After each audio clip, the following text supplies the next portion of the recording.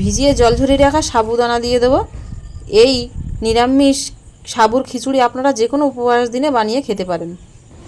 নমস্কার বন্ধুরা, সুপ্রিয়া কিচেন আবার আপনাদের সবাইকে স্বাগত জানাই আরও একটা রেসিপিতে। বন্ধুরা, আজকে ষষ্ঠীর উপবাস, আজকে সকালে লেগেছে আর কালকে সকাল পর্যন্ত থাকবে।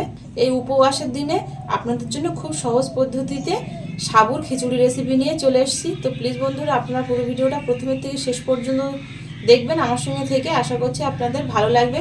আর যে সকল বন্ধুরা ইউটিউব চ্যানেলে নতুন, প্লিজ বন্ধুরা চ্যানেলটিকে সাবস্ক্রাইব করবেন, আর ফেসবুক পেজ থেকে দেখলে পেজটিকে ফলো করে পাশে থাকবেন। সাবুর খিচুড়ি বানানোর জন্য প্রথমে আগে আলু কেটে নিয়েছি, আলুটা ভেজে নেব। গ্যাস ধরিয়ে কড়া বসিয়ে দিয়েছি, গরম হয়ে গেছে। গরম কড়ায় সাদা তেল দিয়ে দেবো। এখানে নিয়েছি কিশমিশ, কাজু বাদাম আর নারকেল, এরকম ছোট ছোট করে কুচি করে নিয়েছি। এগুলো গরম তেলে হালকা ফ্রাই করে নেব।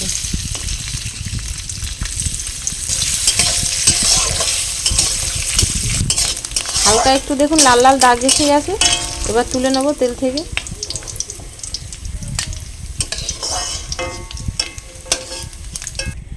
এই তেলের মধ্যে ছোট ছোট করে কুচিয়ে রাখা আলু ধুয়ে রেখেছিলাম কেটে, এগুলোও ভেজে নেব।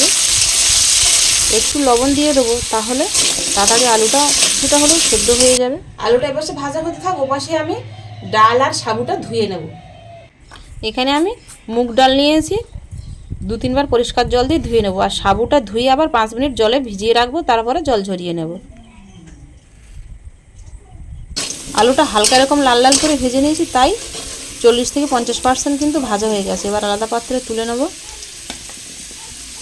রান্নার জন্য এর মধ্যে আরেকটু সাদা তেল দিয়ে দেবো। 5 ফোড়ন, শুকনো লঙ্কা, তেজপাতা একটু নেড়ে চেড়ে নিয়ে গ্রেট করে রাখা আদা আর কাঁচা লঙ্কা কুচি দিয়ে দেবো।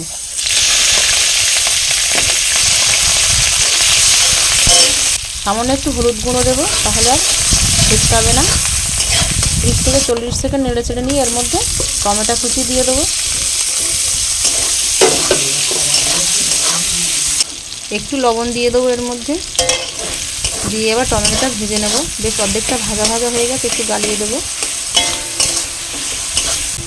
এবার এর মধ্যে হলুদ গুঁড়ো, লাল লঙ্কার গুঁড়ো দিয়ে আবারও 30 থেকে 40 সেকেন্ড ভেজে নেব। তবে আপনারা চাইলে এর মধ্যে মটরশুঁটিও দিতে পারেন। এবার ভেজে রাখা আলুটা দিয়ে দেবো, দিয়ে নেড়ে চেড়ে নিয়ে এর মধ্যে ধুয়ে রাখা ডালটা দিয়ে দেবো। ডালটা দিয়ে আবারও মিনিট 2 লো ফ্লেমে ভেজে নিয়েছি। এবার এর মধ্যে 2 বাটি পরিমাণ জল দেবো, খুব বেশি জল দেবো না।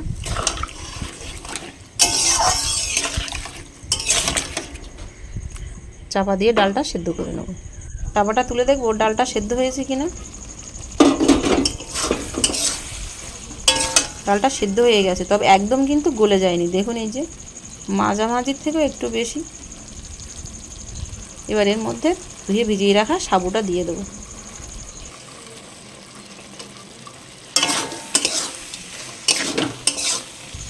সাবুটা দিয়ে 50 সেকেন্ড মতো একটু নেড়ে চেড়ে নেব। এবার এর মধ্যে ভেজে রাখা ড্রাই ফ্রুটগুলো দিয়ে দেবো। আবারও 10-15 মিনিট একটু নেড়ে চেড়ে নিয়ে এর মধ্যে 1 বাটি লিকুইড দুধ দিয়ে দেবো। তবে এখানে আপনারা দুধের পরিবর্তে জলও দিতে পারেন।